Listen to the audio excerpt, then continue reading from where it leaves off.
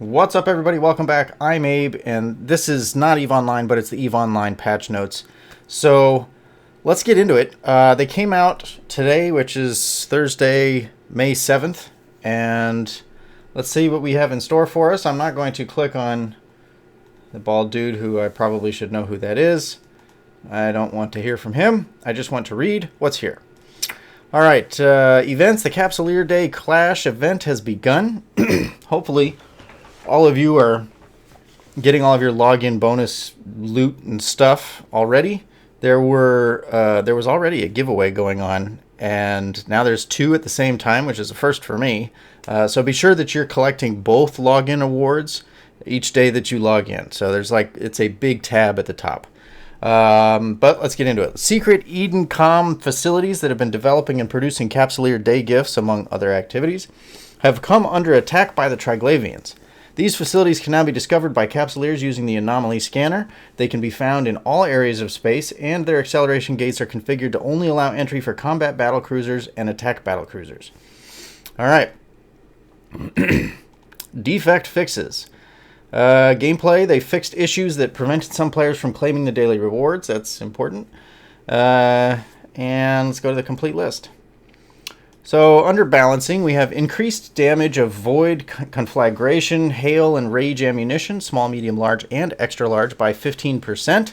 Increased long-range heavy fighter explosion radius by 50%. This is interesting. Bomb base damage reduced by 20%. Bomb hit points reduced by 20%. Reduced effectiveness of all resistance modules by 20%. This feels like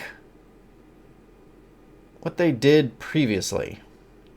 It includes all active and passive armor and shield resistance modules, does not include resistance rigs or damage controls, increasing short-range heavy fighter maximum velocity by 50%, and reduced stand-up guided bomb damage by 20%. Stand-up light guided bomb EMP or thermal or kinetic or explosive damage reduced from 850 to 700. Stand-up heavy guided bomb EMP and thermal and kinetic explosive damage reduced from 3000 to 2400.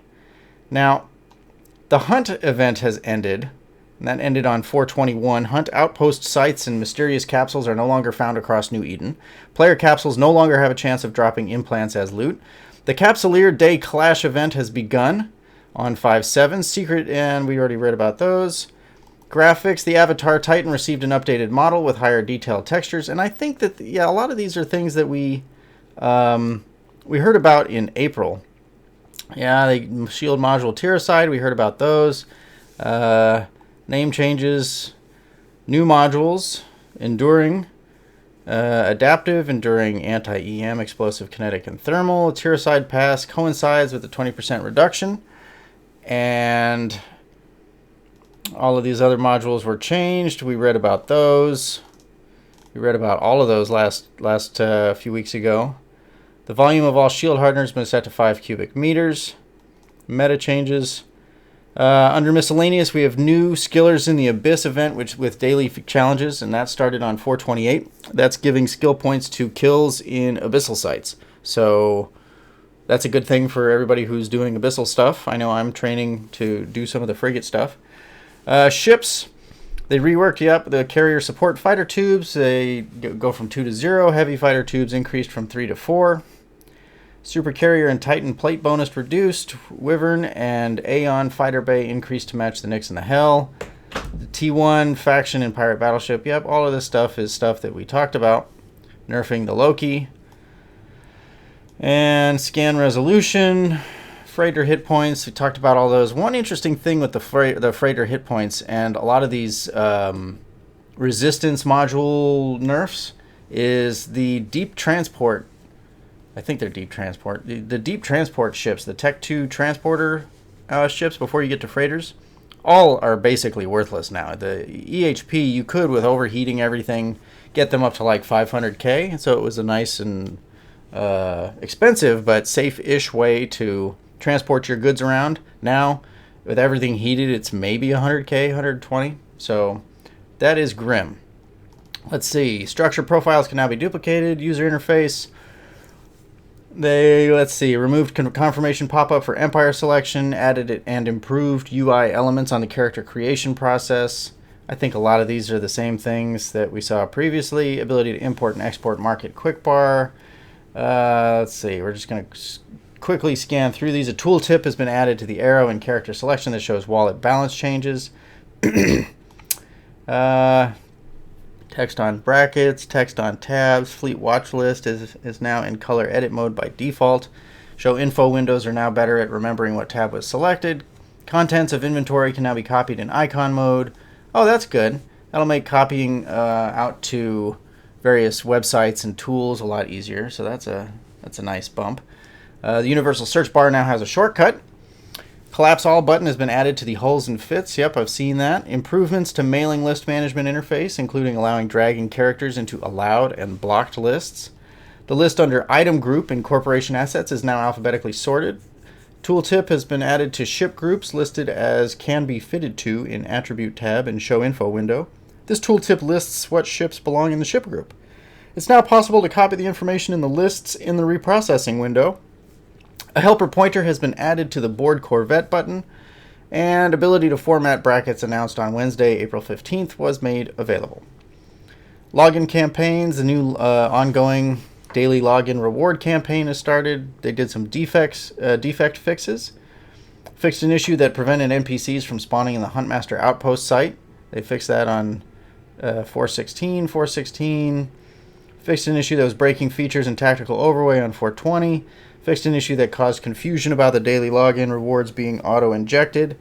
They are, for the most part, so keep that in mind. And that was, quote, fixed on 4.28.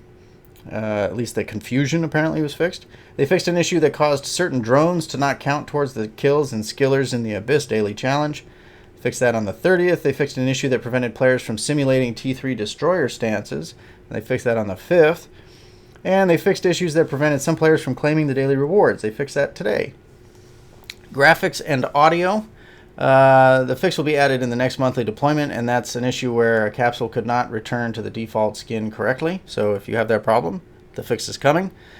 They fixed an issue whereby some UI elements were causing the space or hangar scene to be rendered black. Fixed the special entries, special effects in some systems under certain events, which were playing when logging into a station in the system. Fixed an issue whereby special effects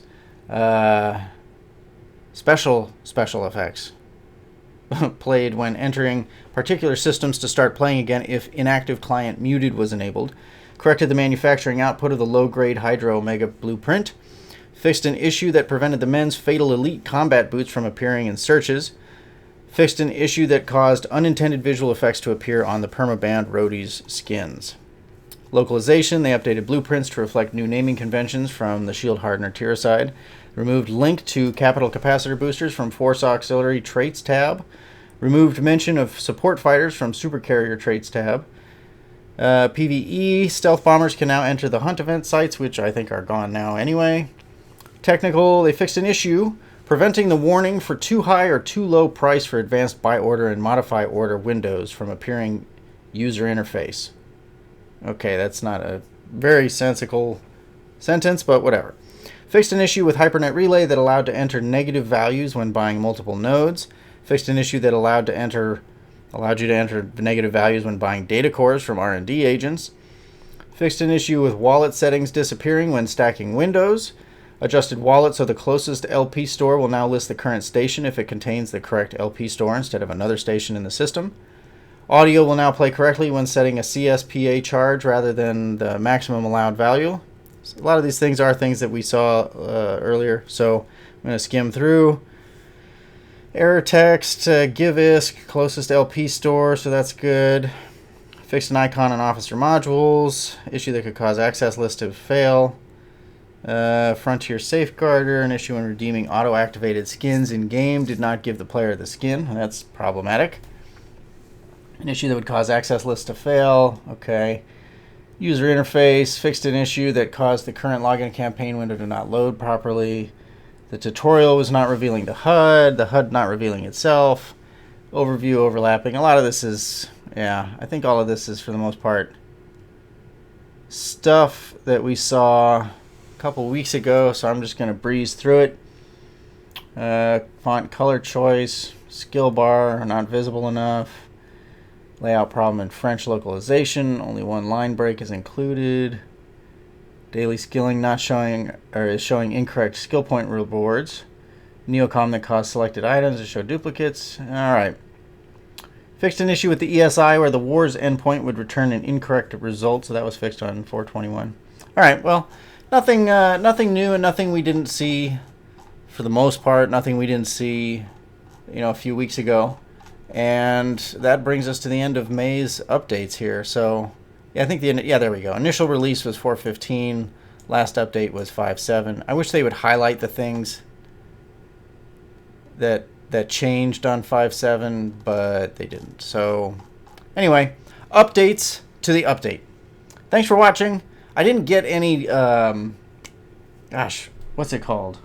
I didn't get any Gnosis fits from folks, so I had to put off the Gnosis build. If you have one, please share it, and we'll talk about it. And I think that's it for today, so thank you very much for watching. Check out my streams on Twitch Tuesday evenings at 7:30 Pacific, and Saturday afternoons 2 to 4 p.m. Pacific. And we're playing Path of Exile. I've got some other videos on Division 2. If you like those, check them out, and maybe join me in Path of Exile. I need somebody to run around with. Thanks for watching. I'll catch you later.